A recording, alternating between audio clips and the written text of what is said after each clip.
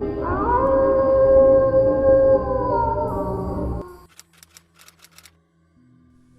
story picks up a year after the events of the first haunting.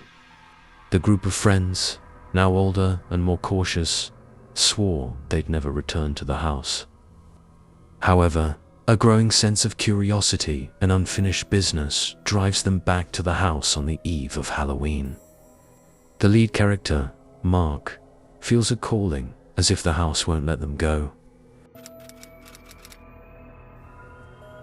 As they approach the house, strange things begin happening. Their phones lose signal, and a cold wind cuts through the air, even though it's a relatively warm evening. Mark feels an eerie sensation, like something watching from the shadows of the overgrown yard. A sense of dread washes over the group, but they press on. Once inside, the atmosphere is even worse. The air feels thick, and the smell of decay is overwhelming. The house is unchanged, yet feels more hostile. As they explore the familiar rooms, one of their friends, Lisa, hears faint whispers coming from the upstairs bedroom, the same room where they had the most terrifying experience last year. The group reaches the bedroom, but as soon as they step inside, the door slams shut behind them. The room feels colder than the rest of the house. Suddenly, objects begin moving on their own furniture shifts, and the bed frame creaks. The friends huddle together as an apparition of a woman in a long, torn dress appears in the corner. She whispers incoherently but becomes more aggressive the longer they stay. The apparition locks eyes with Mark and utters the words, "You came back to finish what you started." Mark suddenly remembers an old journal they found during their last visit, but had left behind. Realizing that this is connected to the spirit's unrest, the group scrambles to find the journal.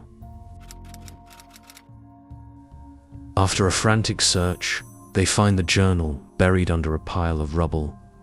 Inside, they discover details about the woman who lived in the house, a victim of a tragic death. Her spirit is trapped, and unless they find her final resting place and give her peace, the haunting will never end. Mark is determined to help her, even though the others want to flee. They venture to the basement, where they believe the woman's remains were hidden. The walls are covered in strange symbols, and the air is suffocating. As they search, the ghostly woman appears again, but this time she is enraged. The walls begin to crack, and the ground trembles as she screams. Mark tries to communicate with her, asking how to help. She points to a hidden spot under the floorboards. Mark pulls up the floorboards to reveal a hidden compartment. Inside, they find a small box containing the woman's wedding ring and a letter. The letter explains her tragic life, full of betrayal and sorrow. The moment they hold the ring, the ghost calms, her form becoming less distorted. She thanks them softly before slowly fading away. With the spirit finally laid to rest, the house grows eerily quiet.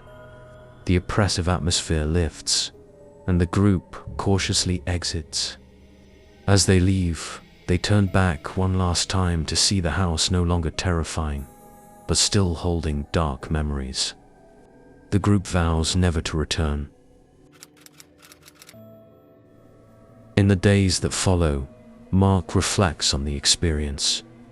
Though they helped the spirit find peace, he can't shake the feeling that something was left behind.